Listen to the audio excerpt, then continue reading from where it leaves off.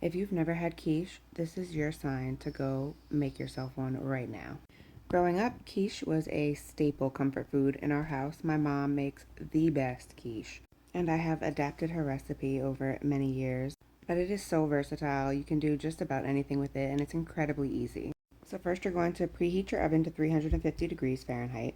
Line a pie crust with a pre-made crust or crust that you made, completely your choice, and begin prepping your fillings.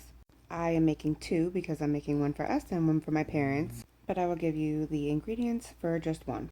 Dice up half of an onion and one ham steak, and by now your oven should be preheated, so put your pie crust into the oven for 10 minutes to pre-bake. Next, you're going to slowly saute your onion and your ham together. I added some frozen spinach to this, so I steamed that as well.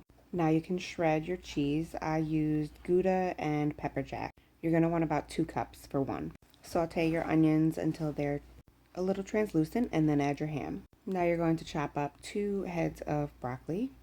Completely to your preference. I like to make them somewhat small but still bite-sized so they don't kind of disappear into the quiche. Next, you're going to take about a half of a cup of cherry tomatoes, slice those in half, and set them aside while you remove your pre-baked crust from the oven. Pre-baking your crust is optional. I just don't like soggy crust, so I always do it. It's also important to put pie weights or rice or something on top of the crust so that it doesn't balloon while it's cooking. Next, you're going to add 8 eggs to a bowl. You can crack them directly if you want. I just don't like having to pick out eggshells if there are any. So add your eggs to your mixing bowl and whisk them up really well. And then you're going to add the seasonings of your choosing. I used a teaspoon of salt, a teaspoon of pepper, and about a tablespoon of Everything But the Bagel seasoning.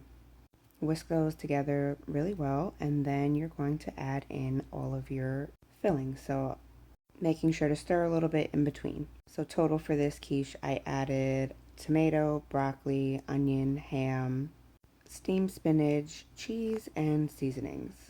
And when I tell you this did not last more than 24 hours in my house, I was actually a little sad about it because I didn't really get to have any. So you're going to pour your mixture into your pre-baked pie crust.